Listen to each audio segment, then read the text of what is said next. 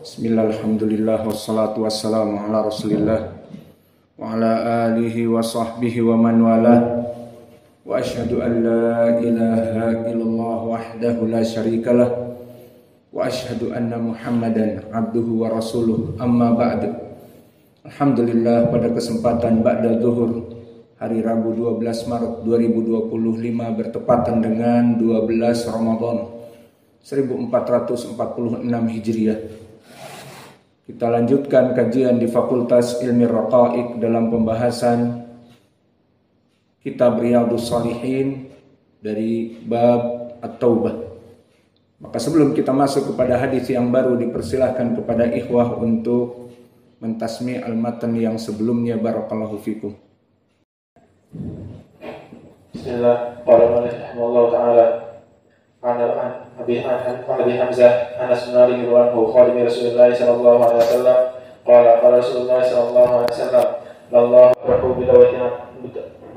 rahu bi tawbati abdihi min ahadikum saqata ala ba'irihi wa qala lahu fi ardi fa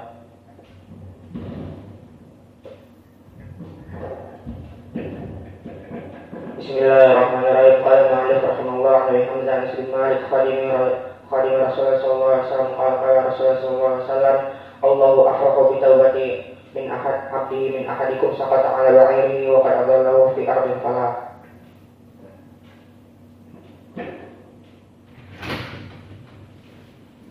Puasa.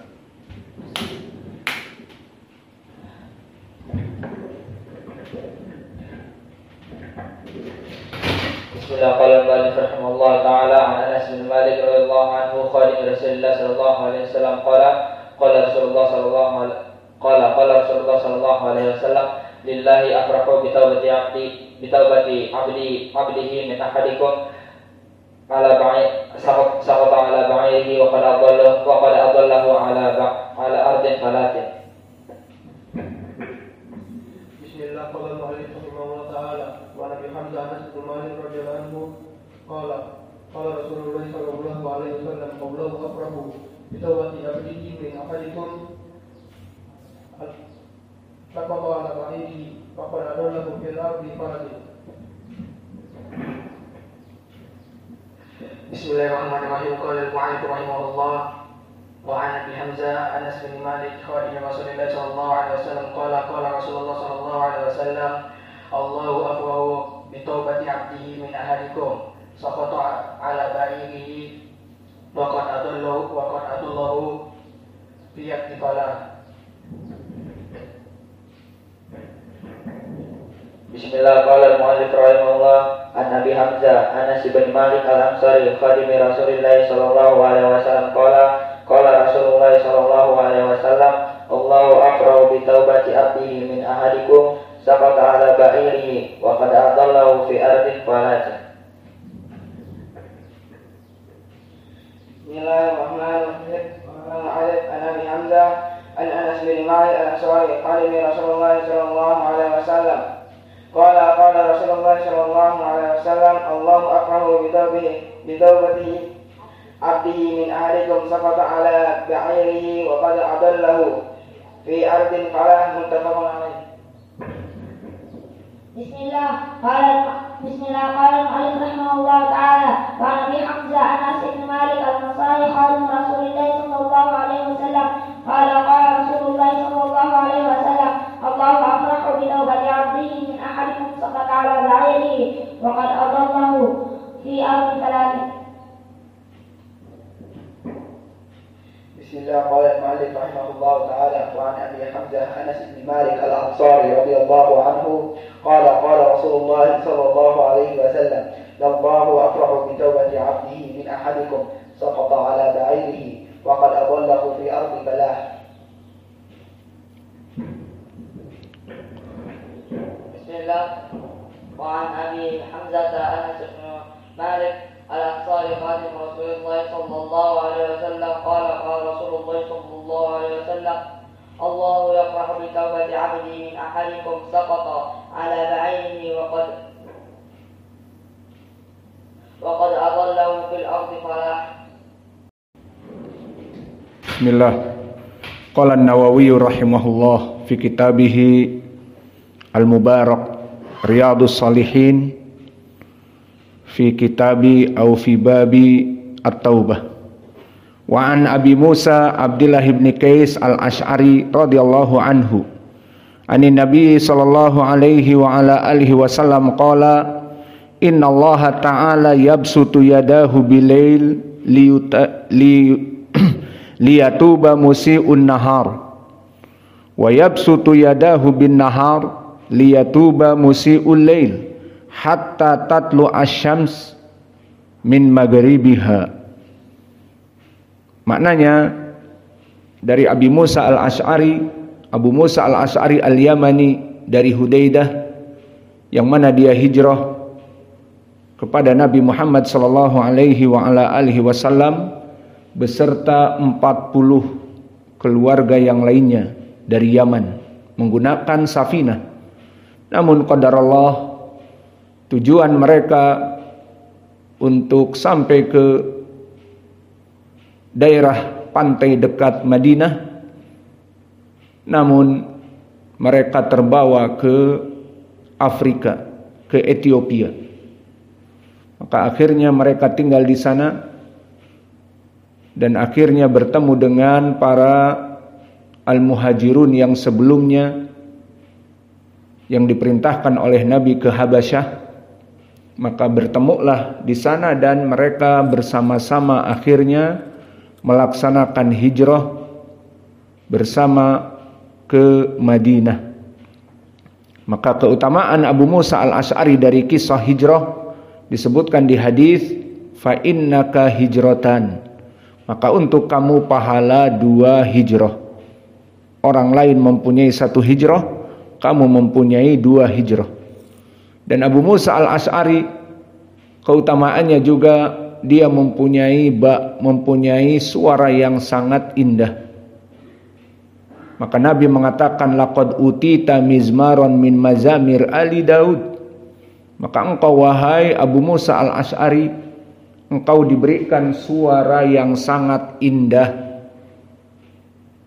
seperti suaranya keluarga Daud alaihi salam. Maka ini menjadi pendalilan bahwa suara Daud alaihi salam suara yang paling indah yang ada di dunia ini. Sehingga Nabi di saat memisalkan tidak memisalkan dengan suara-suara para penyanyi, tetapi dengan suara Nabi Daud. Maka di sini Abu Musa al-Asy'ari namanya adalah Abdullah ibn Qais, dan dia telah disebutkan namanya dalam hadis yang muttafaqun alaih dari doa Nabi khusus kepada Abdullah ibn Qais dengan menyebut namanya. Allahummarham li Abdullah ibn Qais wadkhulhu jannatak. Maka maknanya, wahai Allah, rahmatilah Abdullah ibn Qais dan masukkanlah dia kepada surgamu. Inilah keutamaan dari Abu Musa al-Asy'ari, yang mana beliau qari'ul Quran. Dan suara yang bagus pada hakikatnya tidak cukup, tetapi harus membaca Al-Quran selain suaranya bagus adalah warattilil Qur'ana tartila. Maka wajib mempelajari ilmu makharijul huruf, sifatul huruf, ilmu tajwid, tahsinul Quran. Baru setelah itu masuk kepada ilmu qiraah, maka orang ini baru mumpuni di dalam ilmu qiraahnya, di dalam ilmu tahsin Al-Quran, maka berhak dia menjadi imam. Kapan seseorang menjadi imam? Apakah dari hafalannya yang bagus? Tidak. Afwan, dari hafalannya yang banyak? Tidak. Tetapi dari qiraahnya yang baik dan benar, sesuai dengan hadis Nabi yang muttafaqun alaih dari Abi Hurairah, imamukum aqra'ukum Qur'anan. Imam-imam kalian adalah orang yang paling baik qiraahnya, paling baik sifatul huruf, makharijul huruf, dan ilmu tajwid, tahsinul Quran, dan bahkan ilmu qiraah. Karena ilmu qiraah yang kita pelajari itu adalah sunnah. Berapa dari kaum muslimin tidak banyak memahami ilmu tersebut.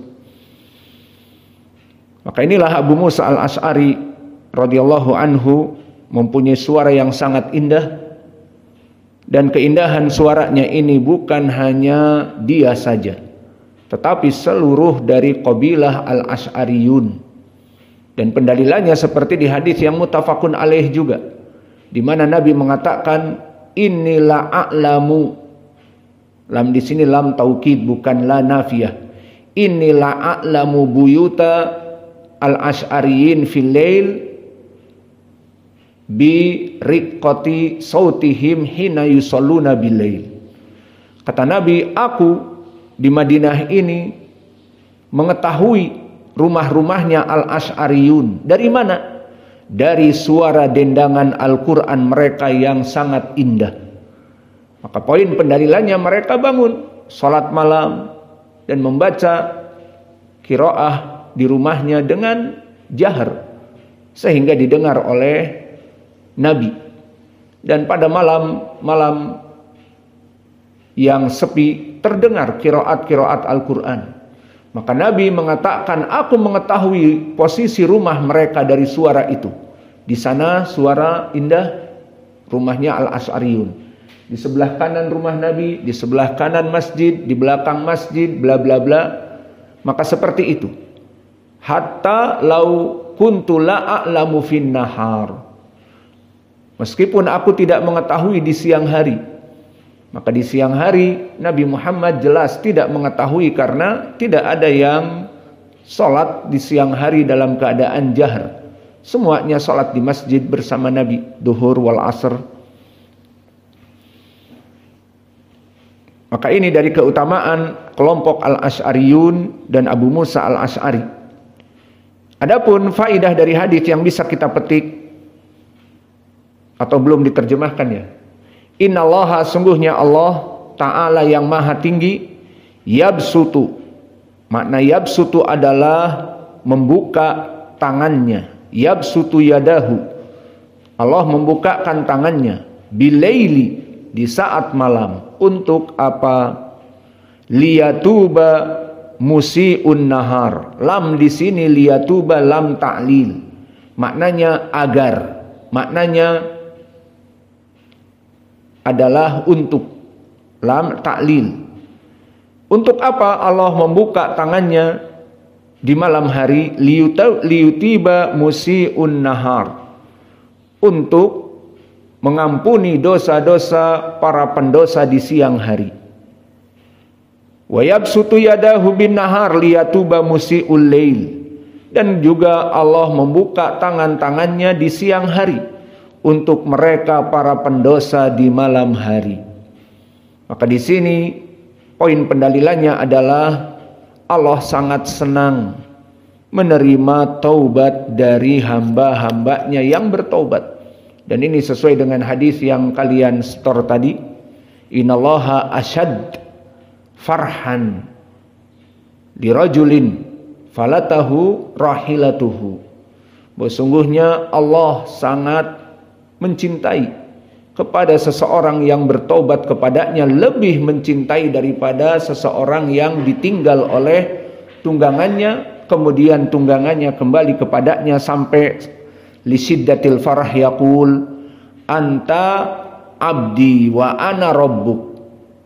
Fahadal kalam lisiddatil farah la yuhkam fi syara' la fil aqidah wala fil fiqh. Maka di sini liyatuba musi'ul lail wa liyatuba musi'un nahar. Dalil aidha anna ibna Adam ma qassar fi dunub. Bahwa Bani Adam tidak kurang-kurang dalam keadaan berdosa. Berdosa di malam hari, berdosa di siang hari. Maka Allah yang maha rahmah, berdosa di siang hari, ditunggu oleh Allah dengan membuka tangannya. Kapan dia mau bertobat?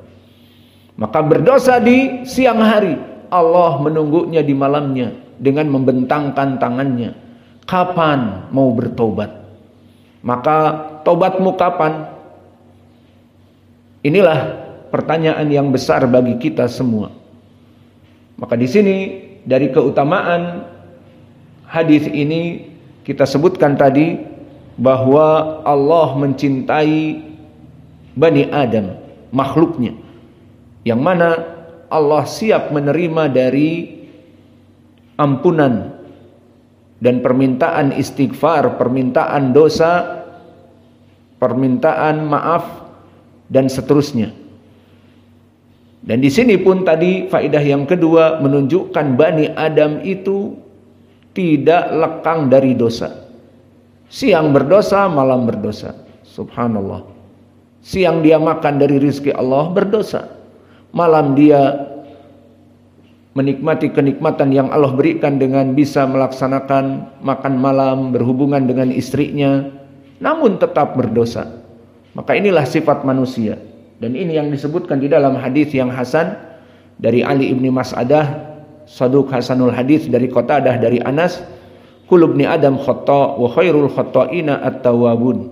Seluruh Bani Adam dalam keadaan pendosa. Namun sebaik-baiknya orang yang berdosa, Allah menginginkan dari mereka segera cepat untuk bertaubat. Maka ini dari faedah hadis yang pertama ini, dan juga dari faedah hadis Abu Musa ini juga sifatu al-yad, penetapan sifat tangan untuk Allah. Maka seperti di pelajaran kita di Al-Aqidah Al-Wasitiyah, ma nusifu bima nahnu nusifu bima wasafallahu bihi, dan begitu pun di dalam Aqidah Syekhul Islam Ibn Taimiyah di Lamiyahnya, bahwa kita menetapkan nama untuk Allah dan sifat untuk Allah yang Allah tetapkan atas dirinya di Al-Qur'an atau Allah tetapkan di dalam hadis. Nah, di sini di mana? Di Al-Qur'an atau di hadis? Di hadis Abi Musa, innallaha yabsutu yadah. Allah itu membuka tangannya. Di sini sifat tangan Allah di dalam hadis. Lalu apakah kalau memang disifatkan di hadis tidak boleh disifatkan di Al-Qur'an? Di Al-Qur'an jawabnya boleh. Maka untuk permasalahan tangan jawabnya adalah dia sifat yang disebutkan di Al-Qur'an wa sunnah ma'an, bersamaan di Al-Qur'an dan hadis. Adapun hadis tadi di hadis Abi Musa, adapun di Al-Qur'an maka datang di dalam surat Al-Maidah. Allah berfirman, wa qalatil yahudu yadullah maglulah gullat aidihim walu'inu bima qalu bal yadahu mabsutatan yunfiku kaifa yasha.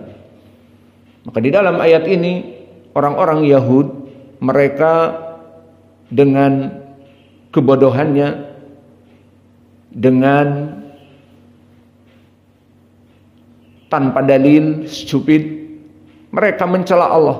Dikatakan waqalatil yahudu yadullah maglulah, bahwa orang-orang Yahud mencela Allah, tangan Allah itu terbelenggu. Maknanya Allah pelit, terbelenggu, tidak memberikan rizki yang banyak kepada mereka. Gullat aidihim, maka dibelenggulah tangan-tangan mereka. Ini doa dari Allah sendiri. Dan juga walu'inu, dan mereka dilaknat bima qalu, dengan beraninya mencela Allah, tangan Allah itu terbelenggu, pelit. Maka lihat bagaimana orang-orang Yahud, jika kalian melihat sekarang orang yang paling jahat di dunia dan orang yang membantai kaum muslimin dengan berbagai cara dan berbagai hilah dan tidak takut kepada United Nations, PBB atau negara-negara yang lain. Maka kenapa mereka bisa seperti itu, membunuh terang-terangan, membombardir di Gaza dengan terang-terangan? Karena itu kata Allah, gullat aidihim walu'inu, maka telah dilaknat oleh Allah mereka itu, hati-hati mereka seperti itu. Maka poin pendalilannya di Al-Qur'an, bal yadahu mabsutatan yunfiku kaifa yasha. Bahkan tangan Allah itu keduanya terbuka dan memberikan rizki kepada siapa yang diinginkan, poinnya tangan Allah. Maka di dalam hadis tadi dari Abi Musa dalil tentang sifat tangan Allah, dan di Al-Quran juga sifat tentang tangan Allah.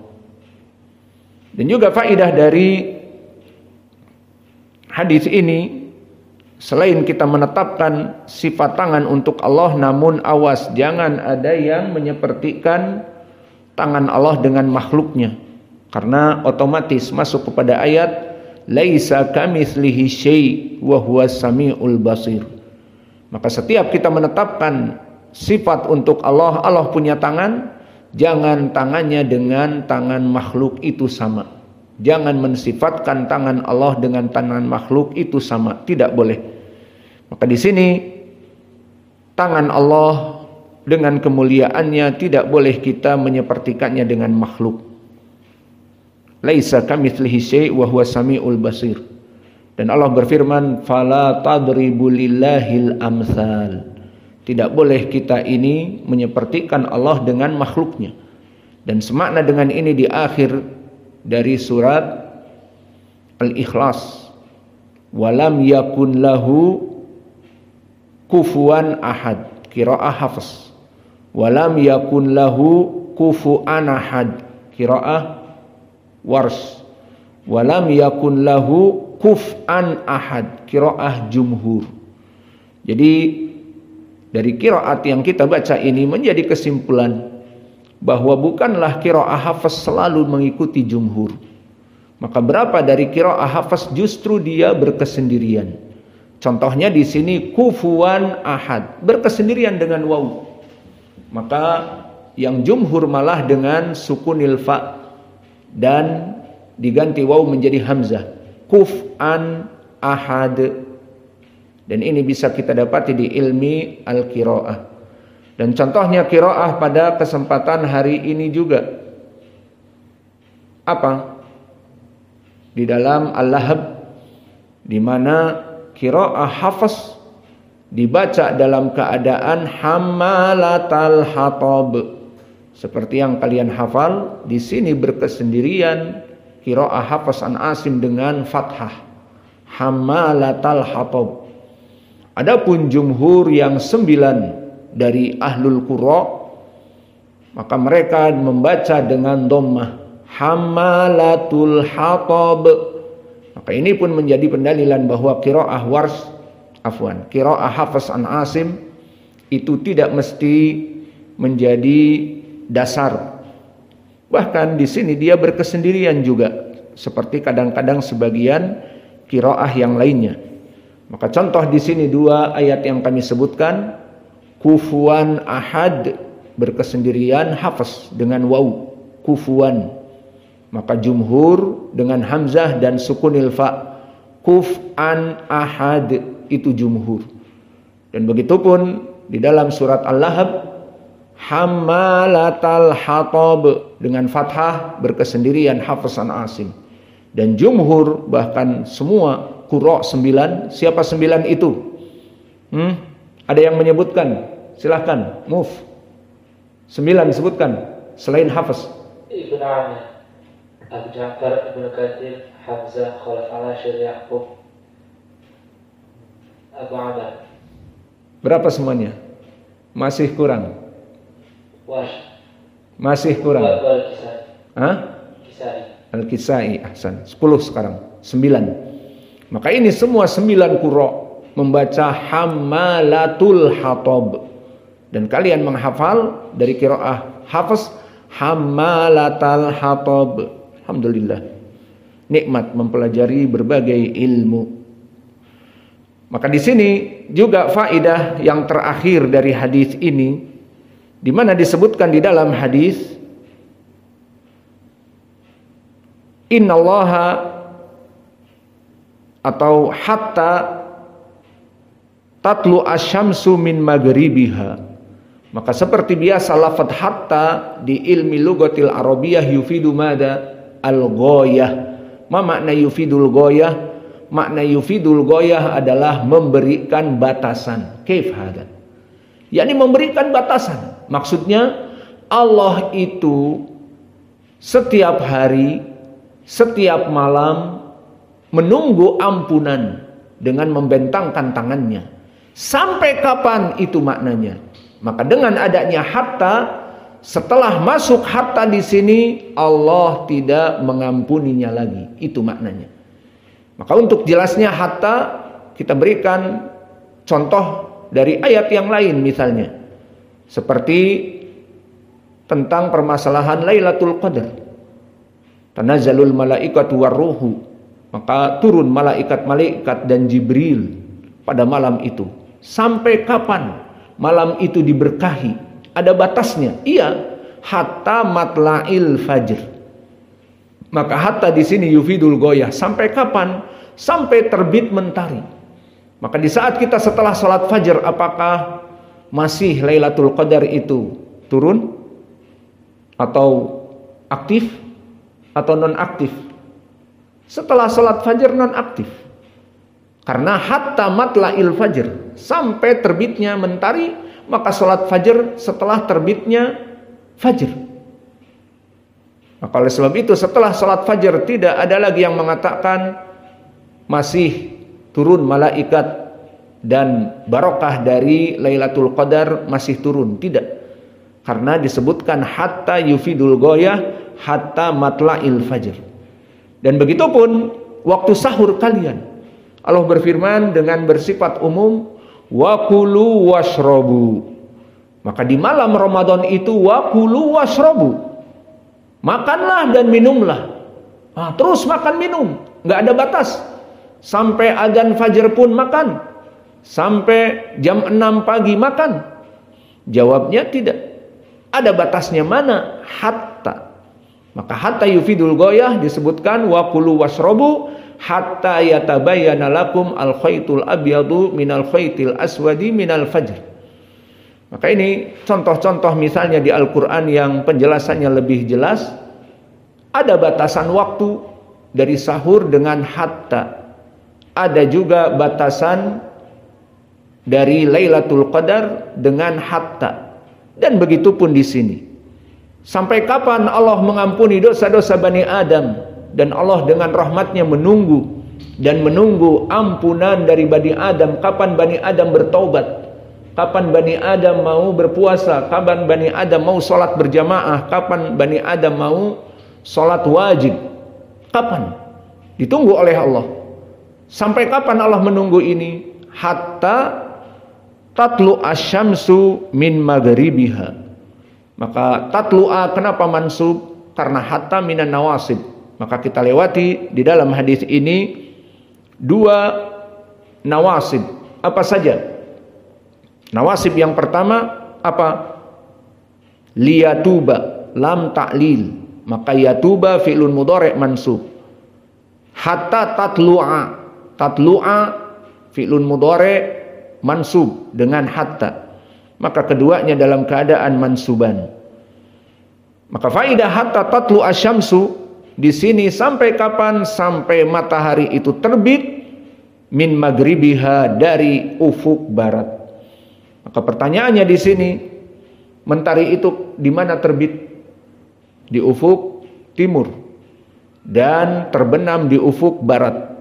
Lalu kenapa disebutkan di hadis sampai mentari itu terbit tatla'u atau tatlu'a, terbit di arah barat, di arah tenggelamnya. Maka ini maknanya adalah pada saat itu mendekati dari the doomsday, the end of the world, al-waqi'ah, al-haqah. Maka pada hari itu, hari kiamat, menjelang hari kiamat, Allah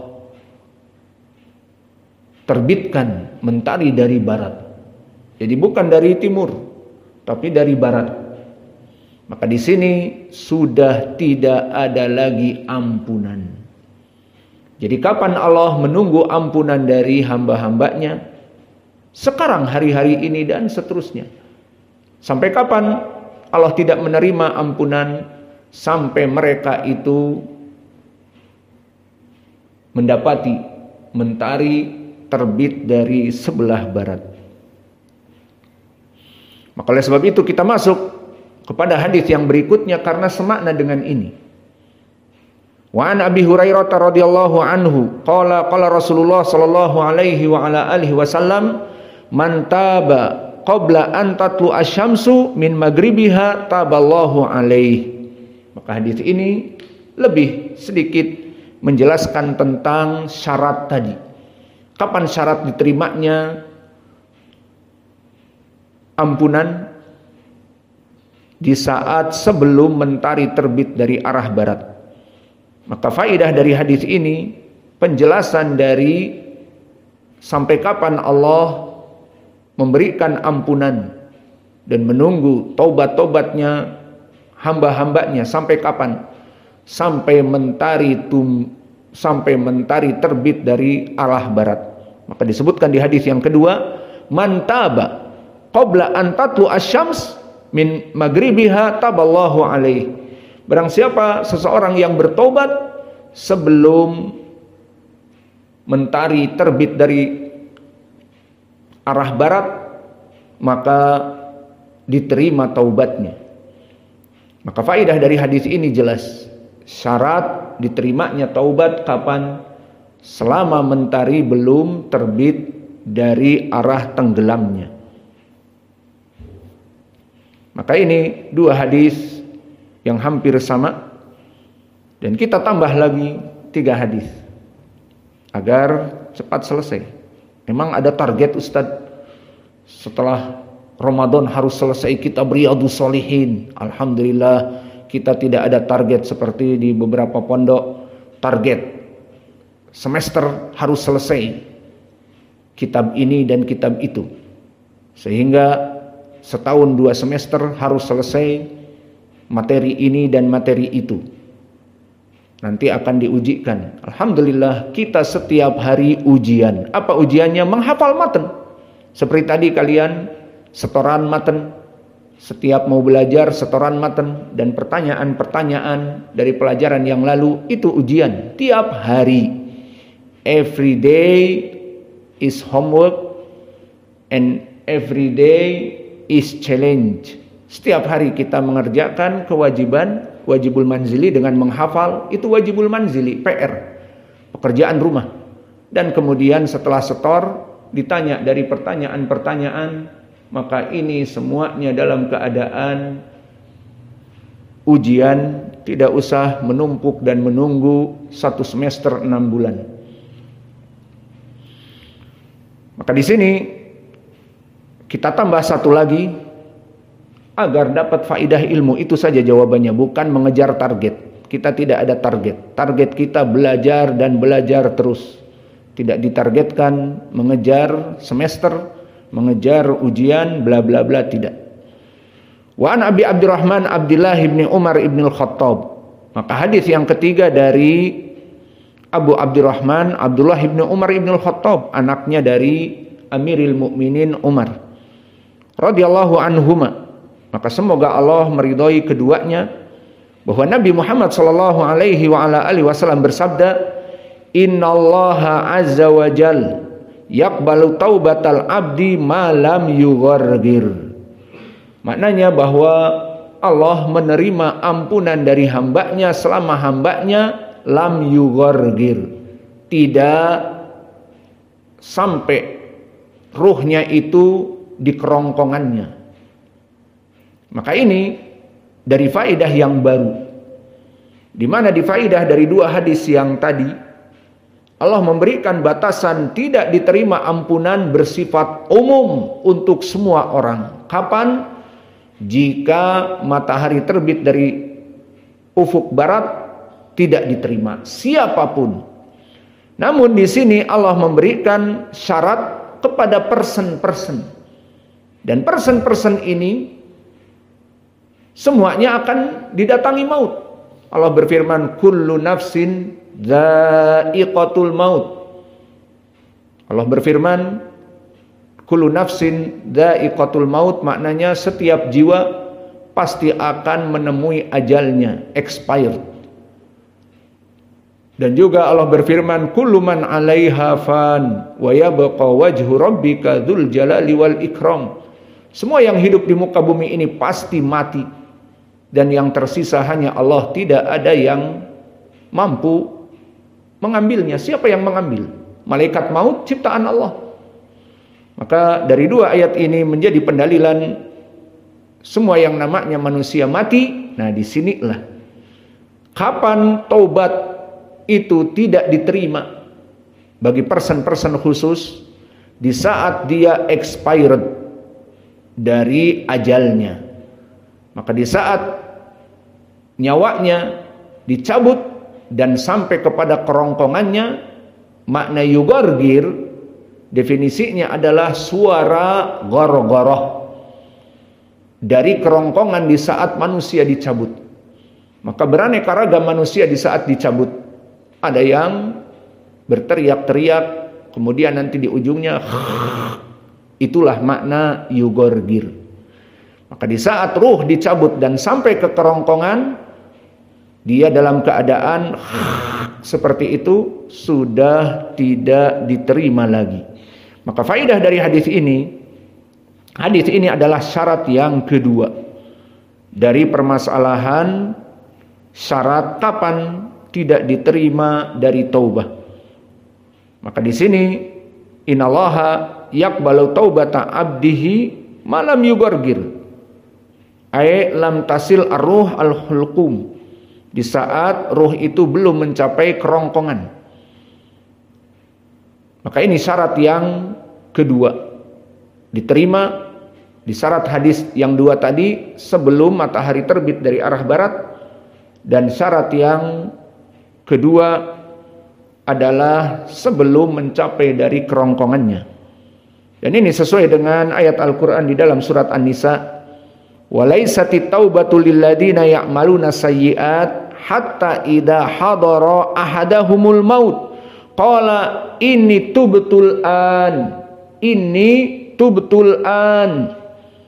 Maka bukanlah taubat itu, maksudnya walaisati taubah, bukanlah taubat yang diterima.